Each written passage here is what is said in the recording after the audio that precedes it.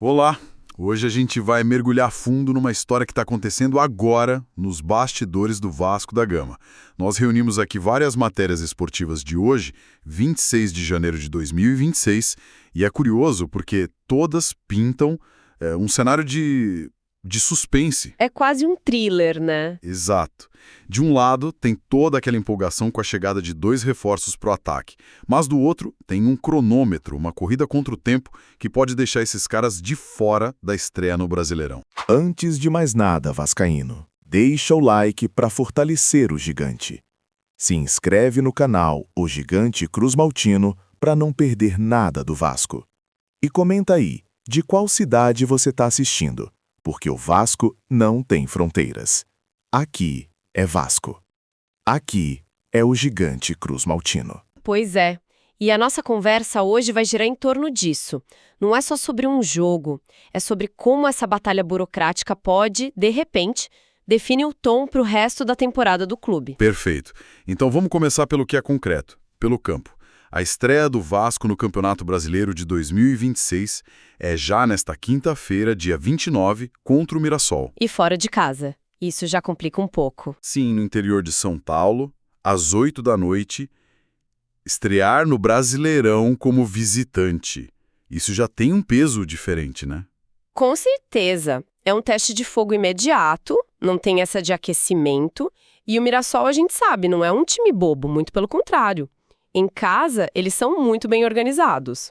É um adversário duro para começar. Sim. Então não é só um jogo de estreia. É um teste de maturidade pro elenco logo de cara. Não tem a torcida empurrando se as coisas derem errado. E a visibilidade é enorme. As fontes citam Sport TV, GA. Globo, Premier. O que é ótimo pro torcedor que tá em casa, claro.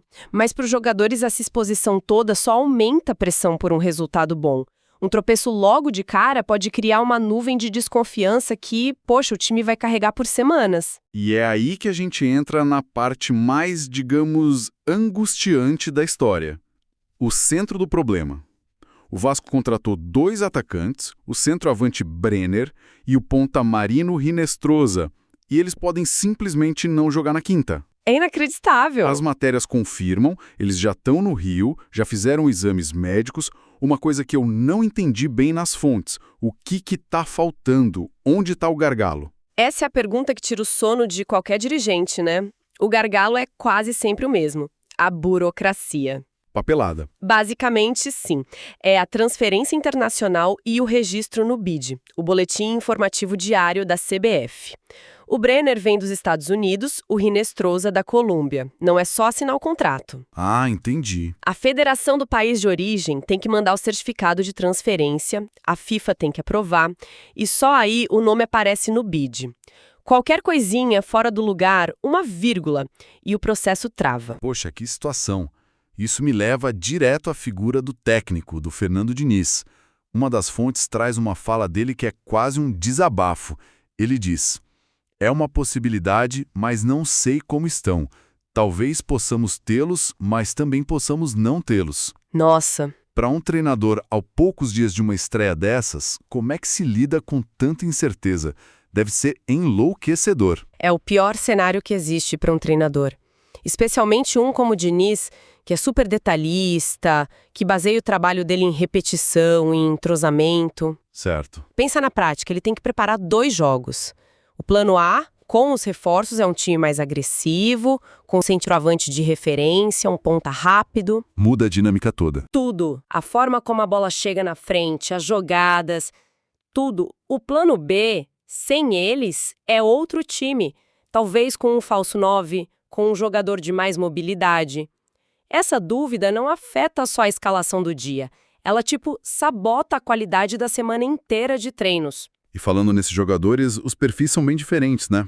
O Brenner é um centroavante. Veio do Cincinnati, da MLS. Os números dele são até bons. 6 gols em 10 jogos. Mas o que me chamou a atenção foi outra coisa. O tempo parado. Exato. A última partida dele foi em 23 de novembro. São mais de 2 meses sem jogar. Isso é uma aposta muito arriscada. É uma aposta calculada. O Brenner é um finalizador, uma peça que talvez o Vasco não tivesse. mas o risco é o ritmo de jogo. Que faz toda a diferença. É uma eternidade. Ele pode até estar bem fisicamente, mas o tempo de bola, a reação sob pressão, isso só volta jogando. Se ele for liberado, o Diniz vai ter que quebrar a cabeça.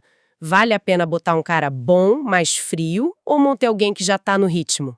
E o outro reforço, o colombiano Marino Inestrosa, parece ser o completo oposto. Sim, ele está mais pronto. Jogou em 17 de dezembro, bem mais recente, e vem embalado, né? Acabou de ser campeão da Copa da Colômbia. As fontes falam de uma ótima temporada dele, 7 gols, 9 assistências. Ele parece chegar no ponto. Exatamente. O Inestrosa está, como uma das fontes descreve, mais fresco. Ele está numa continuidade de temporada. A adaptação dele tende a ser mais sobre o clube novo, o sistema do Diniz, do que sobre a parte física. Entendi. Ele é um ponta que dá drible, velocidade, o último passe. Características que casam muito bem com a filosofia do Diniz. Uma das análises até aponta que a chegada dos dois é uma tentativa de dar mais poder de fogo para o ataque, principalmente pensando na saída de jovens talentos. Uma situação de enorme incerteza no ataque. Mas o curioso é que, enquanto o Diniz se preocupa com quem pode chegar, o time que já está lá deu uma resposta muito boa no fim de semana. Veio em ótima hora, né? Sim, a vitória de 3-0 sobre o Boa Vista pelo Carioca parece que acalmou as coisas. E essa vitória tem um valor imenso. Primeiro, porque foi com um time misto. Isso mostra a força do elenco. E como uma das matérias aponta muito bem, dá tranquilidade para o Vasco só pensar no Brasileirão, tira aquela pressão do estadual. Certo. Mas, para mim, o mais importante é a mensagem que essa vitória passa para dentro do grupo. Que mensagem seria essa? A de que eles não dependem dos reforços? Em parte, sim, mas vai além. Mostra que as peças que estão lá têm valor e estão confiantes. As fontes destacam o colombiano Rojas, que fez uma estreia muito segura como titular. E o Puma Rodrigues? Ele vinha sendo criticado e fez 2 gols. Exato! Isso é ouro para a confiança de um jogador.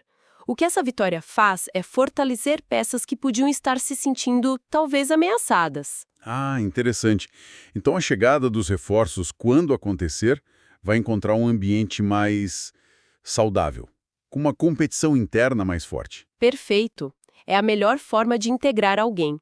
Eles não chegam como salvadores da pátria. Certo. Eles chegam para somar. Isso, para somar a um grupo que está se sentindo bem e não para resgatar um time em crise. Isso faz toda a diferença na adaptação. E essa movimentação toda nos leva ao quadro geral, a estratégia do clube.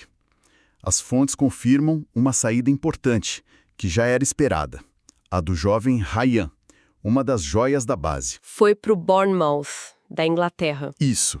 Já foi aprovado nos exames e tudo. E aí a gente vê o grande dilema do futebol brasileiro, que se aplica perfeitamente ao Vasco. Que seria? Para competir no presente, você precisa vender o seu futuro. A saída do Ryan é uma aposta de altíssimo risco. Uma aposta. Sim.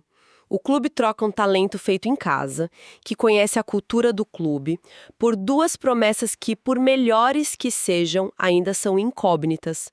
Eles precisam se adaptar ao novo país, ao novo futebol, à pressão gigantesca da torcida do Vasco. É uma troca de uma certeza por 2 possibilidades. Exatamente. O sucesso do Vasco na temporada depende muito da qualidade dessa aposta. Mexe demais com a cabeça do torcedor, né? Completamente. E é impossível analisar o Vasco sem falar da sua torcida. É um fator fundamental. As fontes dão pistas de um clima de muita ansiedade.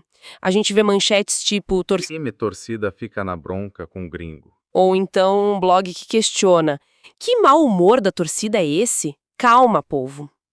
Isso é bem revelador. É muito.